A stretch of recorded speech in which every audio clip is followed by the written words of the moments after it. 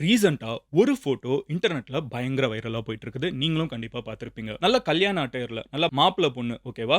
மாப்பிள்ளைகள் பொண்ணு. ஏன்னா 2 பசங்க மாப்பிள்ளை 2 மாப்பிள்ளை ஒரே பொண்ணு. கல்யாண ஃபோட்டோ ஒண்ணு பயங்கர வைரலா போயிட்டு இருக்குது. இந்தியால இது நடந்திருக்குது. இப்படி ஒரு ஃபோட்டோ வந்த உடனே நெறைய பேர் என்ன கமெண்ட் செக்ஷன்ல கேட்டாங்கன்னா, அரெஸ்ட் பண்ணிட போறாங்க.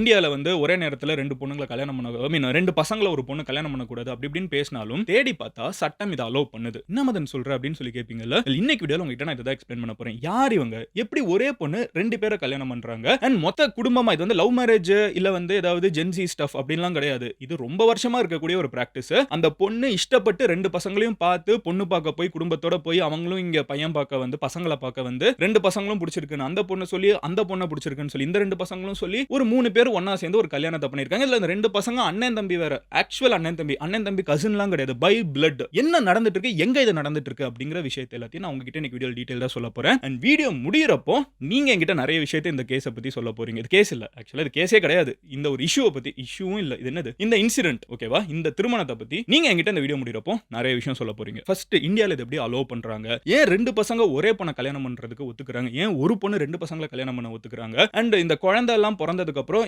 யாரு அப்பான்னு சொல்லுவாங்க? அந்த மாதிரி சில டிஎன்ஏ டெஸ்ட்லாம் பண்றது இல்ல உங்களோட கல்ச்சர்ல. டிஎன்ஏ டெஸ்டே பண்ணாம எப்படி சொல்லுவாங்க? யார் அப்பான்னு பேர் போடுவாங்க? ஏன் இத பண்றாங்கங்கிறதுக்கு பின்னாடி இவங்க குடும்பத்துல இருக்கக்கூடிய எல்டர்ஸ் எல்லாம் அப்பா அம்மா எல்லாரும் ஒன்னு சேர்ந்து கல்யாணம் பண்ணி வச்சிருக்காங்கல்ல அவங்க இதுதான் சரின்னு நம்புறாங்க. ஏன் அப்படிங்கிற எல்லா விஷயத்தையும் நம்ம டீடைலா நீங்களே என்கிட்ட கமெண்ட் செக்ஷன்ல சொல்லுவீங்க. பட் அதை பார்க்க ஆரம்பிக்கிறதுக்கு முன்னாடி இந்த மாதிரி இன்ட்ரெஸ்டிங்கான விஷயங்கள் நம்ம சோஷியல் மீடியால ஸ்க்ரால் பண்றப்போ வரத கூட வந்து டீடைலா நீங்க தெரிஞ்சுக்கணும்னு நினைச்சீங்க. ரேண்டமா ஒரு ஸ்க்ராலா மட்டும் பார்த்துட்டு போகாம டீடைலா என்ன நடக்குது உலகத்துல எனக்கு தெரிய வேண்டிய விஷயம் 10 நிமிஷத்துல நான் சிம்பிளா தெரிஞ்சுக்கணும் அப்படின்னு ஆசைப்பட்டீங்கன்னா மதன் கௌரி சேனலை சப்ஸ்கிரைப் பண்ணி எம்ஜி ஸ்குவாட்ல சேருங்க. அப்பனா இந்த மாதிரி வேர்ல்டு ஃபுல்லா நடக்கக்கூடிய எல்லா இன்ட்ரெஸ்டிங்கான விஷயங்களும் என்னால உங்ககிட்ட டீடைலா அது ரொம்ப முக்கியமான விஷயம் டீடைலா வந்து உங்ககிட்ட சொல்ல முடியும். ஓகேவா? சப்ஸ்கிரைப் பண்ணிட்டீங்களா? இப்போ எக்ஸ்பிளைன் பண்ண ஆரம்பிக்கிறேன். ஹலோ எவ்ரிவான், நான் Madan Gowri and hello my dear MG squad.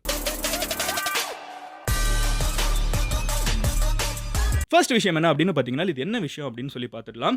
July 12th இருந்து ஜூலை 14th வரைக்கும், அதாவது 10 நாளுக்கு முன்னாடி ஒரு மிகப்பெரிய கல்யாணம் வந்து ஹிமாச்சல் பிரதேஷ்ல நடந்து முடிஞ்சுச்சு. ஷிலாய் அப்படின்னு சொல்லப்படக்கூடிய ஒரு கிராமம் வந்து இமயமலையில இருக்குது. இந்த ஹிமாச்சல் பிரதேஷ் அப்படிங்கிற ஒரு ஸ்டேட் இமயமலையில இருக்குல்ல, இந்த மலை பிரதேசத்துல வந்து ஷிலாய் வில்லேஜ் அப்படிங்கிற ஒரு இடம் இருக்குது. அங்க தான் இந்த கல்யாணம் நடக்குது. பொண்ணோட பேர் என்னன்னு பார்த்தீங்கன்னா, சுனிதா சௌஹான். சுனிதா சௌஹான் வந்து அண்ணன் தம்பி பிரதீப் அண்ட் கபில் நேகி. பிரதீப் நேகி, கபில் நேகி 2 பேரும் அண்ணன் தம்பிங்கிறப்போ ஒரே 2வது பேர் தான் நார்த் இந்தியாவில் இருக்கும். கரெக்டாக நெகி அவங்க பேர்.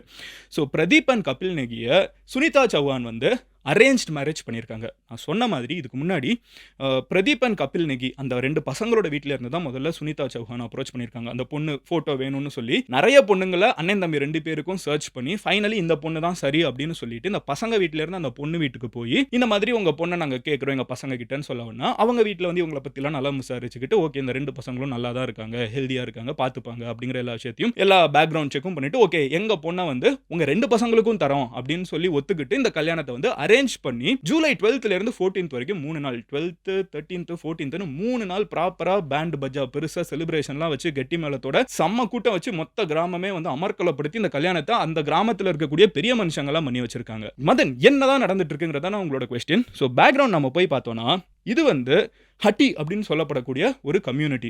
நம்ம ஊரில் தான் திரும்ப இடத்துலலாம் ஏதாவது ஒரு கம்யூனிட்டி இருப்பாங்கல்ல, இந்த கம்யூனிட்டி பேர் வந்து ஹட்டி. இவங்க வந்து சிர்மா ஊர் அப்படிங்கிற ஒரு டிஸ்ட்ரிக்ட் ஹிமாச்சல் பிரதேஷில் இந்த ஷிலாய் வில்லேஜ் அந்த இடத்துல இருக்கிறவங்க பேசிக்காக இது அந்த ஊர். அங்கே வந்து ஹட்டிங்கிற ஒரு கம்யூனிட்டி இருக்காங்க. அவங்களோட கம்யூனிட்டியில் இன்னைக்கு நேத்திக்கல நம்ம நிறைய பேர் இதை கேட்டவுடனே ஏதோ ஜென்சி அப்படின்னு யோசிப்போம். இது ஜென்சி கிடையாது. இது ஜென் ஏபி பல 1000 வருஷத்துக்கு முன்னாடியிலேருந்தே ஃபாலோ பண்ணிட்டு இருக்கிறது என்னன்னு பார்த்தீங்கன்னா ஜோடிதாரா அப்படிங்கிற ஒரு பர்டிகுலர் கஸ்டம், ஒரு சம்பிரதாயம். இந்த ஜோடிதாரா அப்படிங்கிற கஷ்டம் என்ன சொல்ல வருதுன்னு பார்த்தீங்கன்னா இது வந்து ஃபிசிக்கலான ஒரு விஷயமோ இல்லை வந்து ஒரு காதல் பட்ட விஷயம் அப்படிலாம் கிடையாது. இது முழுக்க முழுக்க பண்ணக்கூடியது வந்து நிலத்துக்காகவும் அப்புறம் வந்து பொருளாதாரத்துக்காகவும் அண்ட் குடும்பத்துக்காகவும். புரியலேன்னு தானே யோசிக்கிறீங்க. ஸோ ஜோடிதாரா சிஸ்டம் என்ன பண்ணுதுன்னு பார்த்தீங்கன்னா இந்த மலை பிரதேசத்தில் ஹிமாச்சல் பிரதேஷ் மாதிரி இடங்களில் வந்து நிலம் வந்து பிரிப்பாங்கல்ல கல்யாணத்துக்கு. ஐ மீன் ஜென்ரலாகவே நிலத்தை பிரிக்கணும். அண்ணன் தம்பி நிறைய பேர் இருக்காங்கன்னா நிலத்தை வந்து பிரித்து கொடுக்கணும். கரெக்டாக ஒரு அப்பா இறந்துட்டாருன்னா சொத்து பிரிக்கணும்னா பிரித்து கொடுக்குறப்ப என்ன ஆகுதுனால் மலை பிரதேசங்கிறப்போ எல்லா இடத்துலையும் நம்ம வந்து பயிர் வைக்க முடியாது. இந்த ஹட்டிங்கிற கம்யூனிட்டி வந்து விவசாயம் ப்ரிடாமினண்ட்டாக பண்ணுறவங்க. மலை பிரதேசத்தில் விவசாயம் பண்ணுறவங்க. ஒரு பெரிய நிலப்பரப்பு இருக்குன்னா மலை பிரதேசம் கொடைக்கானல் ஊட்டி போகிறப்பெல்லாம் நம்ம பார்த்துருப்போம். அதில் வந்து பாதி இடம் கல்லாக தான் இருக்கும், கொஞ்சம் இடம் தான் மண்ணாக இருக்கும். கரெக்டாக. ஸோ இந்த அண்ணன் தம்பிக்கு வந்து நம்ம பிரித்து கொடுக்குறோன்னா இந்த கல்லாக இருக்கக்கூடிய ஒரு பர்டிகுலர் இடம் இருக்குல்ல, அந்த இடம் வந்து ஒரு ஃபேமிலிக்கு ஒரு பர்சனுக்கு போயிடுச்சுன்னா அவங்க எப்படி அதை மேனேஜ் பண்ண முடியும்? அவங்க அதை மேனேஜ் பண்ண அதில வந்து விவசாயம் நடத்த முடியாதுல்ல.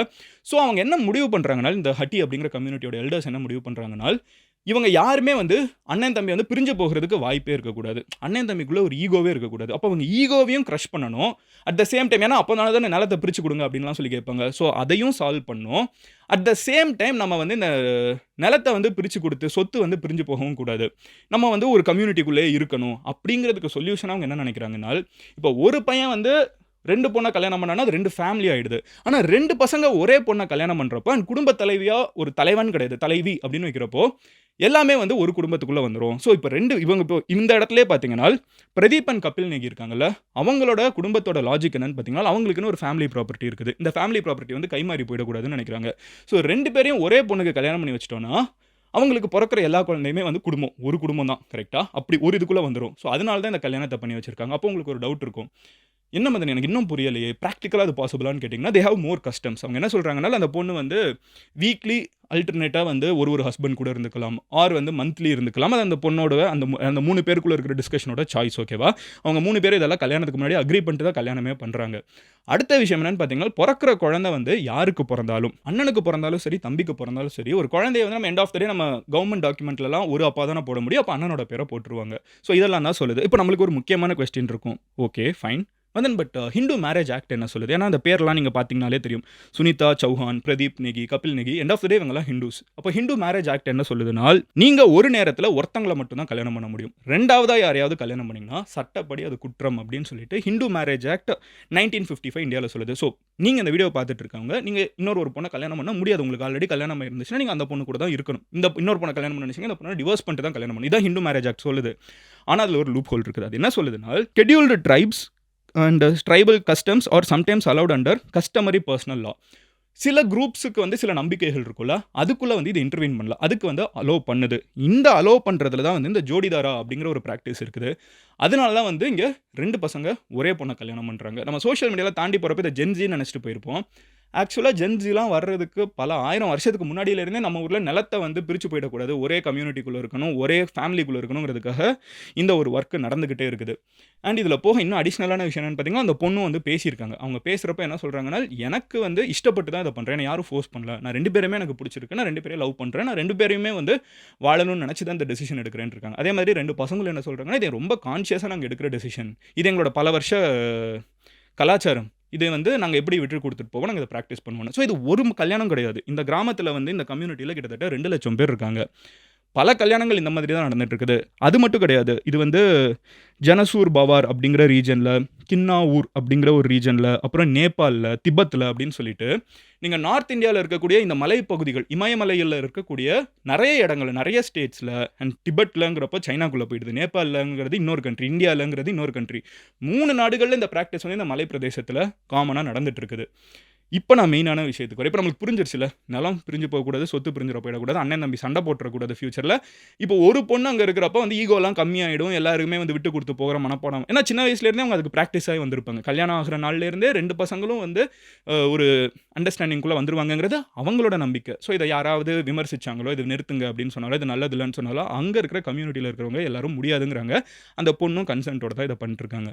பட் இப்போ வந்து நான் இத சபையில வைக்கிறேன். சோசியல் மீடியாவோட சபை. நம்ம எம்ஜி ஸ்குவாடோட சபையில. நான் வந்து ஒரு மெசஞ்சர். இப்படி ஒண்ணு நடந்திருக்கு அப்படிங்கிறத உங்ககிட்ட வந்து எடுத்து சேர்த்துடுறேன். நெறைய பேர் எனக்கு இத ஃபார்வர்ட் பண்ணி என்ன மதன் மேட்டர் இதுன்னு கேட்டீங்க.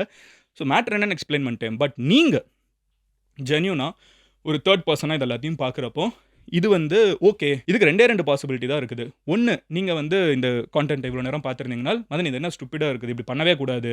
இது கல்ச்சருக்கு அகைன்ஸ்டான ஒரு விஷயம் அப்படின்னு நீங்க யோசிக்கிற ஒரு பெர்சனா இருந்தீங்கன்னா, ஏன் அப்படி நினைக்கிறீங்க? ஏன் இது தப்புன்னு நினைக்கிறீங்க? அப்படிங்கிறத கமெண்ட்ல சொல்லுங்க. 2வது ஒண்ணு இருக்குது. மதன் அவங்களோட கல்ச்சர அவங்க என்னமோ பண்ணணும்னு நினைக்கிறாங்க. அவங்க பண்ணிட்டு போறாங்க. இதுல நம்ம சொல்றதுக்கு என்ன இருக்குது அப்படின்னு நீங்க 2வது நினைக்கிறீங்களா? ஸோ இந்த ஃபர்ஸ்ட் ஒப்பீனியன் தப்புன்னு நினைக்கிறீங்களா? கரெக்ட்ன்னு நினைக்கிறீங்களா? உங்களோட ஒப்பீனியன் என்ன அப்படிங்கிறத கமெண்ட்ல சொல்லுங்க. அண்ட் நாளைக்கு நான் உங்கள ஒரு வீடியோல பார்க்குறேன். அன்டில் தென் உங்க ஃப்ரெண்ட்ஸ் யாருக்காவது இந்த வீடியோ தேவைப்படும்னு நினைச்சீங்கன்னா, அவங்க கிட்ட இந்த வீடியோ ஷேர் பண்ணி விடுங்க. அண்ட் ஜஸ்ட் ஃபார் ஃபன்னுங்க கலாய்ச்சேன். பட் நாளைக்கு உங்கள ஒரு வீடியோல பார்க்குறேன். Until then bye. Madan Gowri signing off here. நீங்க பர்சனலா என்ன ஃபாலோ பண்ணணும்னு நினைச்சீங்கன்னா, இன்ஸ்டாகிராம்ல மதன் கௌரின்னு சொல்லி சர்ச் பண்ணுங்க. It's verified profile. நீங்க ஈஸியா வந்து என்ன ஃபாலோ பண்ண முடியும். Love you all. Take care. Bye. Cheers எம்ஜிஸ்.